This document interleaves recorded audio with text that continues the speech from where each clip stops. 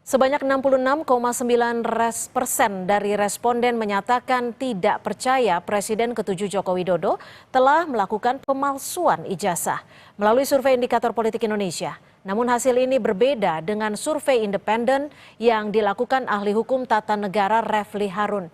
Kita akan bahas bersama ahli hukum tata negara Refli Harun dan juga peneliti Indikator Politik Bung Kennedy Muslim. Selamat petang Bung Kennedy, Bung Refli, terima kasih sudah bergabung bersama kami di Kompas Petang.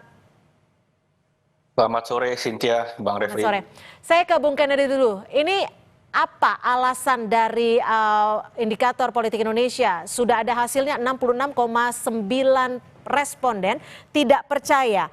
Pemetaan dari sebaran surveinya seperti apa?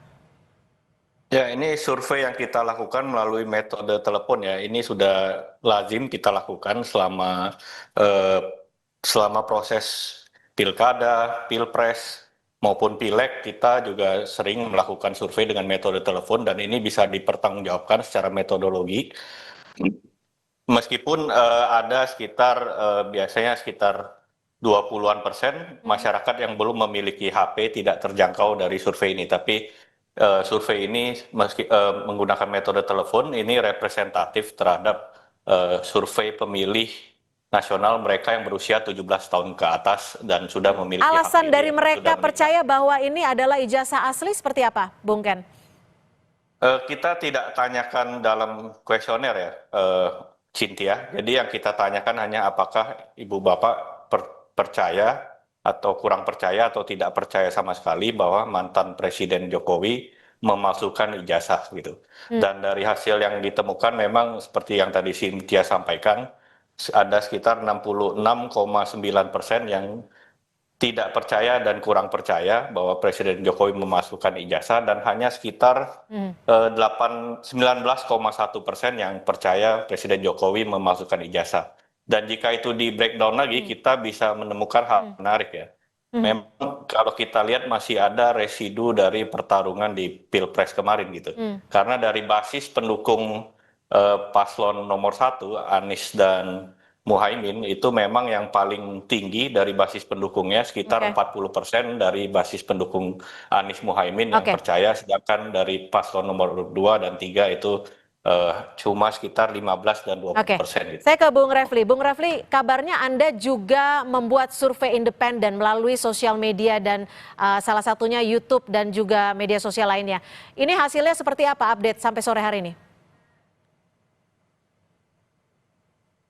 Bung Refli, mohon maaf masih di mute.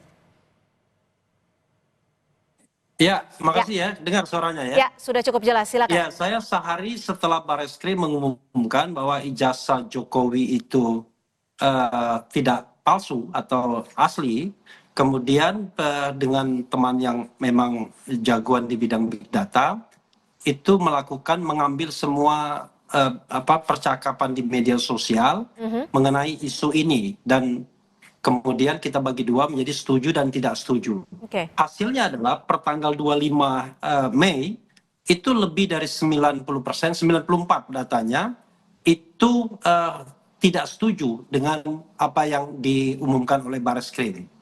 Nah, ini sejalan dengan polling yang saya lakukan. Jadi polling yang saya lakukan itu menyangkut isu yang terkait misalnya apakah Anda percaya dengan apa yang diumumkan oleh Barreskrim atau polisi? Yang tidak percaya itu lebih banyak, 89% yang tidak percaya. Dengan data yang mengisi polling itu sampai 130.000. Kemudian ketika saya tanya misalnya apakah Anda percaya dengan keterangan UGM mengenai ijazah Jokowi? Yang tidak percaya itu 89% juga. Kemudian ketika saya tanya kemudian mengenai mana yang Anda lebih percaya, Barreskrim atau Roy Suryo, sama dengan polling sampai 100 ribuan, yang tidak percaya itu 89%. Nah makanya saya bandingkan antara polling saya dengan big data yang kemudian kita ambil dari semua lintasan komunikasi dari multi platform, kira-kira 2 juta data karena itu cuma sehari setelah press conference, maka saya menyimpulkan ya mutlak mayoritas masyarakat sesungguhnya percaya bahwa ijazah Jokowi palsu, Oke, atau lalu sebaliknya gimana nih? masyarakat tidak percaya ijazah Jokowi asli. Oke, Bung Kennedy, Anda melakukan survei untuk 1.286 responden, betul seperti itu ya, dan melalui telepon. Ya, benar, Oke, Cynthia. data-data Jadi, telepon ini berarti pihak-pihak yang Anda kenal atau dari sumber mana nih? Dari 1.286 ini? bukan, ini merupakan dari database survei tatap muka yang kita lakukan. Kemudian kita lakukan random sampling ulang terhadap database dari responden tatap muka yang kita lakukan.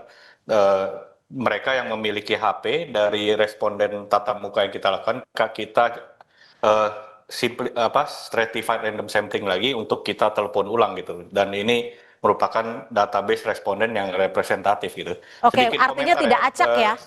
Ya, tidak. Ini Tidak acak ya? Ya, acak tapi representatif dengan populasi survei pemilih nasional gitu. Oke, Bung Refli, bagaimana lalu Anda merespon menanggapi bahwa ada hasil yang bisa dikatakan jauh berbeda dari survei independen Anda dan juga survei yang dilakukan oleh indikator? Ya, pertama ya kita hormati saja, tetapi memang kalau saya ingin disuruh mengkritik ya misalnya, pertama saya ingin tahu sumber dananya dulu. Kalau sumber dananya itu terkait dengan yang bersangkutan atau ada hubungan-hubungan kaitan yang bersangkutan, saya terus terang nggak percaya. Yang kedua, apakah motivasinya untuk misalnya campaign? Kan kita tahu bahwa banyak orang sekali yang maaf kata ya dibayar untuk mengkampanyekan bahwa ijazah Jokowi asli. Itu beda sama masyarakat yang biasanya yang ngomong apa adanya. Yang berikutnya adalah kalau saya lihat random ya, saya kok agak sedikit mengkritik random samplingnya karena yang dijangkau kan sesungguhnya adalah orang-orang yang punya HP dan kemudian itu berasal dari database saja, database indikator. Makanya saya agak mengkritik randomnya. Saya kira patut dipertanyakan. Kedua, berikutnya adalah pon survei itu ya saya juga itu kan bias terhadap orang-orang yang bisa dicapai dengan telepon. Nah berikutnya dua terakhir adalah soal pertanyaan dan soal jawaban yang tersedia. Begini, kalau soal pertanyaan ya, pertanyaan yang disampaikan menurut saya too strong. Apakah Anda percaya Jokowi memalsukan ijazah? Kalau itu pertanyaannya, saya kira secara psikologis orang juga orang Indonesia kan nggak tegaan juga. Tapi kalau misalnya kita lebih soft, mana Anda yang percaya Bareskrim atau Roy Suryo misalnya. Nah, kemudian apakah Anda percaya dengan UGM misalnya, percaya tidak percaya, dan variabelnya itu tidak abu-abu. Terakhir jawaban variabelnya begini, percaya, kurang percaya, tidak percaya sama sekali variabelnya. Maka kurang percaya, cukup percaya, itu menurut saya variabel abu-abu yang sering sekali digunakan surveyor. Baik, gimana Bung Kennedy jika survei Anda ditanggapi atau dilihat sebagai suatu survei dengan apa abu-abu gitu seperti dikatakan seperti itu? Saya tidak ingin berdebat gitu ya untuk hal ini karena menurut saya survei yang tadi disampaikan oleh Bang Refli lakukan itu menurut saya dari sisi metode saya udah berbeda gitu. Itu tidak apple to apple untuk dibandingkan dengan hasil survei yang kita lakukan gitu. Selain karena pertanyaannya pun juga berbeda ya, perumusan pertanyaannya gitu. Survei Bung Refli menurut saya juga itu kalau tidak, koreksi saya kalau saya salah gitu. Sepertinya hanya menangkap sentimen dari sosmed ya, dan itu pun saya belum lihat secara mendetil dari platform mana saja gitu loh. Tapi survei yang kita lakukan ini sudah bisa kita pertanggungjawabkan karena sudah sering kami lakukan selama musim pilkada, pilpres dan pileg gitu loh. Dan itu sejauh ini bisa kami pertanggungjawabkan gitu, metode dan juga hasilnya bisa dipertanggungjawabkan. Oke, artinya bagaimana indikator membuat survei ini? Ini motivasi Anda membuat survei ini atas dasar apa? Ini sebenarnya pertanyaan tambahan yang kita lakukan karena rilis yang kita lakukan kemarin itu ingin mengecek persepsi terhadap kinerja penegakan hukum di Indonesia gitu. Tapi ada pertanyaan tambahan karena ada isu mutakhir terkait dengan pemalsuan ijazah Jokowi ini. Oleh karena itu ada pertanyaan tambahan ini. Oleh karena itu kita tidak bertanya banyak pertanyaan kan, karena ini hanya pertanyaan sisipan gitu loh. Jadi tidak ada motivasi lain selain menangkap sentimen publik terhadap isu yang termutakhir yang banyak dibincangkan oleh publik gitu loh. Dan memang di data kami temukan awareness terhadap isu dugaan ijazah palsu Jokowi ini memang sangat tinggi ya, 76% gitu yang sudah pernah mendengar soal isu ini gitu. Meskipun Oke. saya secara pribadi menganggap Ya. isu ini bukanlah isu yang produktif gitu. Oke, Bung Refli, dengan hasil survei ini, apakah Anda melihat akan mempengaruhi dari proses hukum yang saat ini sedang berjalan? Iya, sekarang ini menurut saya ya baik pihak Jokowi maupun pihak yang di luar Jokowi kan berusaha mempengaruhi publik saat ini. Yaitu agar kalau dari pihak Jokowi ya case close, bahwa tidak ada media atau forum untuk mempertanyakan soal keaslian ijazahnya. Tapi dari pihak lain berharap bahwa tetap ada. Nah, karena itu menurut saya ya harusnya ya ini bisa ditangkap oleh pengadilan. Karena pengadilan itulah tempat yang sah untuk membuktikan ini semua sepanjang itu dilakukan dengan prinsip-prinsip tata kelola pemerintahan yang baik, good governance, clean government. Dan kita tahu bahwa sedang berproses ada yang namanya gugatan perbuatan melawan hukum di Solo. Disitulah menurut saya harus dibuktikan apakah ijazah Jokowi itu asli atau tidak. Karena apa? Kalau forumnya perdata, menurut saya jauh lebih bermartabat karena tidak membuat orang menjadi pesakitan terlebih dahulu, baik sebagai tersangka maupun terdakwa. Nah, ini yang menurut saya ditunggu masyarakat sebagai hak masyarakat, apakah memang ijazah itu asli atau tidak begitu. Bung Ganedi, singkat saja, saat melakukan survei, pola-pola seperti apa yang Anda bisa simpulkan dari responden Anda? Ya, kalau terkait dengan isu dugaan ijazah palsu Jokowi ini ya pola-polanya seperti yang tadi saya sampaikan di awal ya.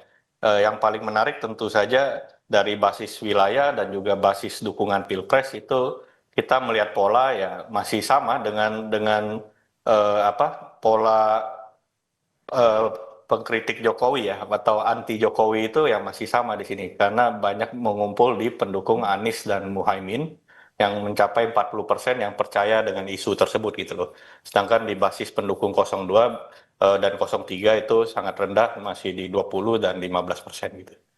Kemudian dari wilayah juga seperti kita bisa duga itu yang tinggi misalnya di Banten, di Madura gitu, di Sumatera Barat gitu. Baik. Jadi saya tidak kaget dengan hasil itu. Baik, terima kasih Bung Kennedy Muslim, peneliti dari Indikator Politik, dan juga Bung Refli Harun. Terima kasih sudah berbagi perspektif di Kompas Petang. Selamat sore.